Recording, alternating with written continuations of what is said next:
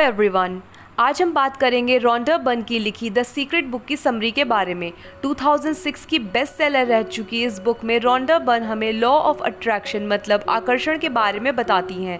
Law of attraction को उन्होंने the secret का नाम दिया है। ये एक सेल्फ हेल्प बुक है जो कि पावर ऑफ पॉजिटिव थिंकिंग के बारे में लिखी गई है।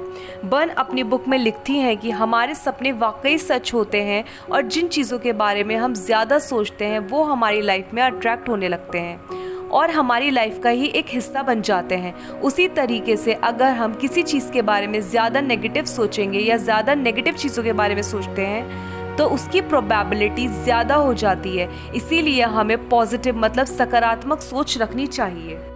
बुरी किस्मत दैट इज़ बैड फॉर्च्यून जैसी कोई चीज़ नहीं होती। बर्न का मानना है कि that our current situation is the only because of our past thoughts. Byrne के हिसाब से हमारा दिमाग मैग्नेट की तरह है जो हमेशा ही यूनिवर्स के कांटेक्ट में रहता है। हमारा हर एक थॉट, हर एक सिग्नल यूनिवर्स को एक मैसेज, एक वाइब भेजता है जिससे यूनिवर्सल लॉ ऑफ अट्रैक्शन की वजह से हमें उसी तरीके की वाइब्स यानी सिग्नल वापस मिलते हैं। इसी तरह से हमारे थॉट, हमारे सोच हमें कुछ भी दिला सकती है। अगर लड़ाई झगड़ा गरीबी इन सब चीज़ों के बारे में, नेगेटिव चीज़ों के बारे में ज़्यादा लंबे समय तक सोचा जाए या हर वक्त नेगेटिव चीज़ों के बारे में सोचा जाए तो वो हमारी लाइफ का हिस्सा बन जाते हैं और कहीं ना कहीं वो हमारा स्वभाव भी बन जाता है। बर्न का कहना है बहुत ज़्यादा नेगेटिव सोच मुसीबत दिलाती है।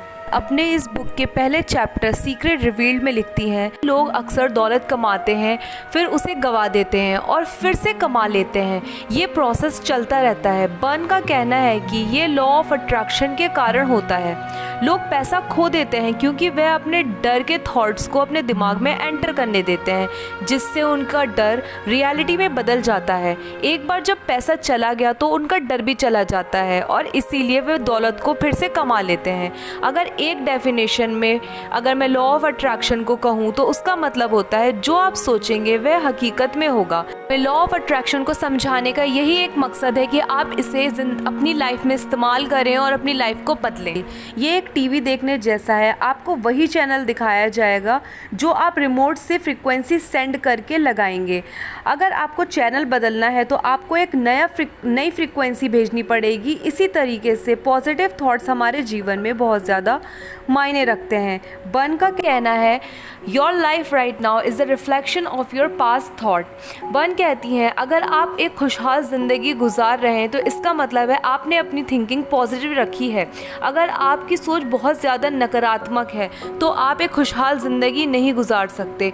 कुछ लोग बहुत ज़्यादा नेगेटिव होते हैं लेकिन उन्हें अंदाज़ा नहीं होता कि वो कितनी नकारात्मक सोच रखते हैं।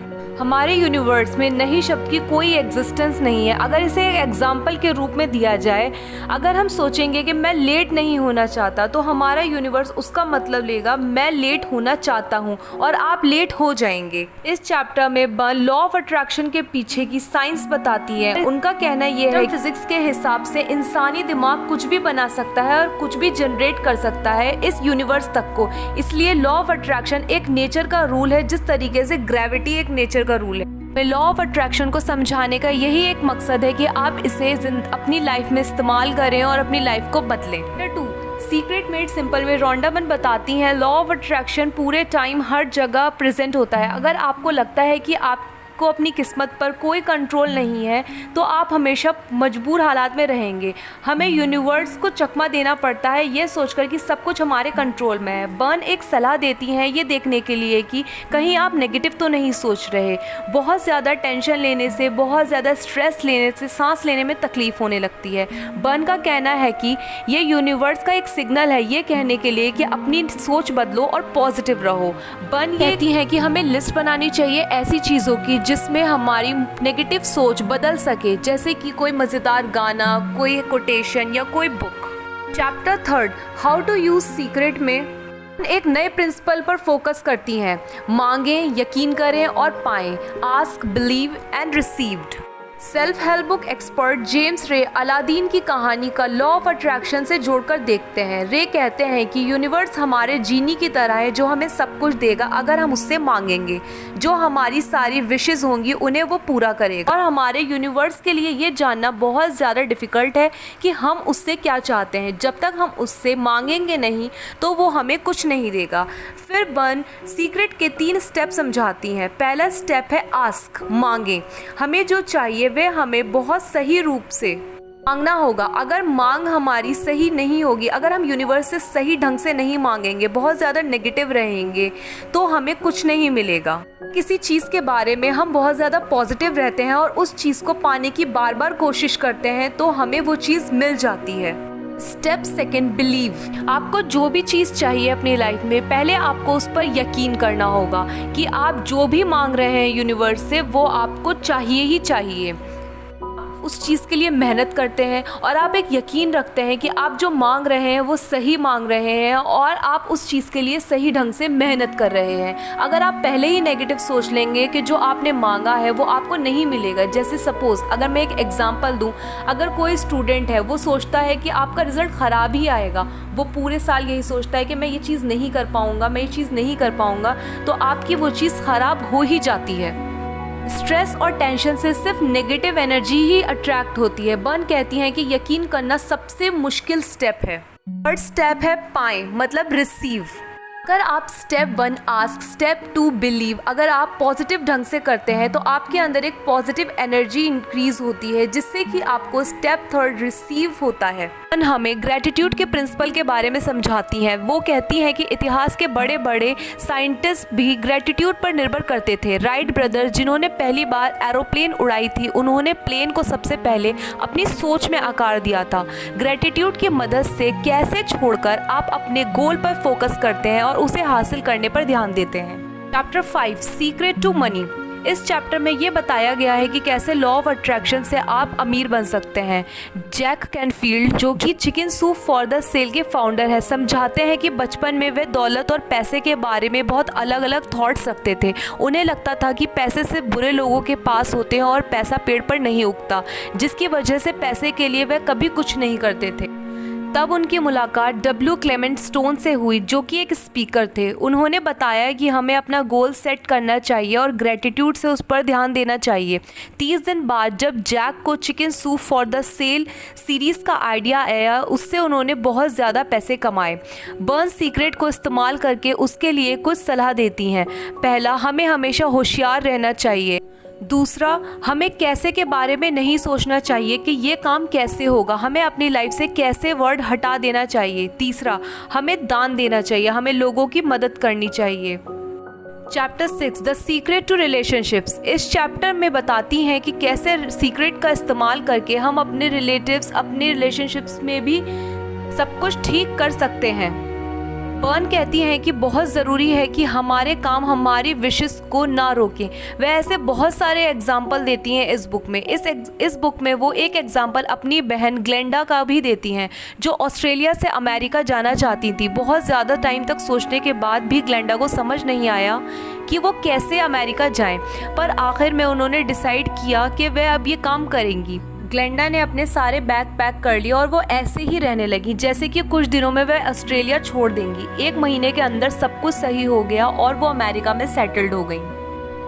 डॉक्टर जॉन डिमर्टिनी के हिसाब से प्लेसिबो इफेक्ट से प्रिंसिपल समझाता है कि कैसे लोग लॉ ऑफ अट्रैक्शन आपकी सेहत के भी काम आ सकता है। जब हम मरीज़ को बताते हैं कि ये दवाई उतना ही अच्छा काम करती है, तब प्लेसिबो, जो कि सिर्फ एक चीनी की गोली होती है, वो भी उतना ही अच्छे से काम करती है जितना कि दवाई उस बीमारी के लिए करती है। डॉक्टरों ने पाया है कि हमारा दिमाग हमारे ठीक होने में दवाइयों से भी ज़्यादा योगदान देता है। हमें हमारे दिमाग में बहुत ज़्यादा पॉजिटिव सोच रखनी पड़ती है जब हमें किसी बीमारी से ठीक होना पड़ता है। बर्न का मानना है कि हमारे शरीर में कोई बीमारी तभी रह सकती है जब तक कि हम उसे अपने दिमाग में रखा हुआ है। अपनी बीमारी के बारे में ना सोचना और अपनी अच्छी सेहत के बारे में सोचने से हमारे काम होने लगते हैं, बीमारी हमसे दूर जाने लगती है।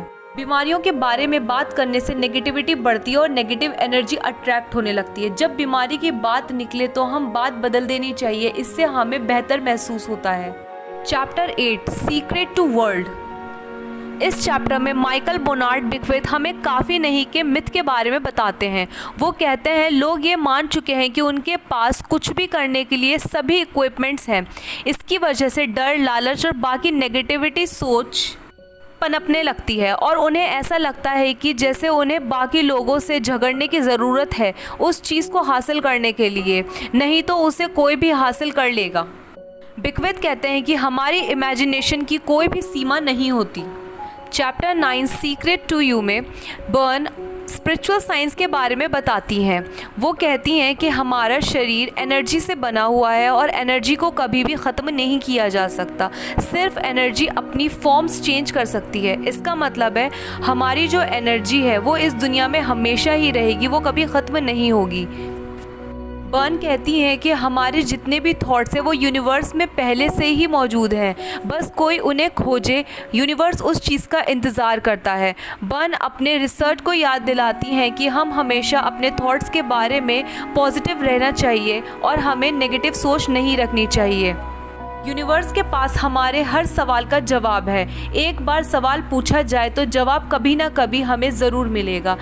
इस लास्ट चैप्टर में बर्न नील डोनाल्ड की कोटेशन के थ्रू लिखती हैं, who says that God hasn't decide on our life purpose, instead it's up to us to decide what that's mission is. Byrne says get to fill the background of your life with in whatever you want. If they are negative things और baggage from the past written on it, you can't wipe it clean and right it on it again. इसलिए burn कहती हैं कि हमें हमेशा positive सोचना चाहिए और नेगेटिव एनर्जीज से दूर रहना चाहिए। हम जितना ज़्यादा पॉजिटिव सोचेंगे उतनी ज़्यादा हम पॉजिटिव एनर्जीज़ को अट्रैक्ट करेंगे और नेगेटिव एनर्जीज से दूर रहेंगे। I hope you all like the summary of this book.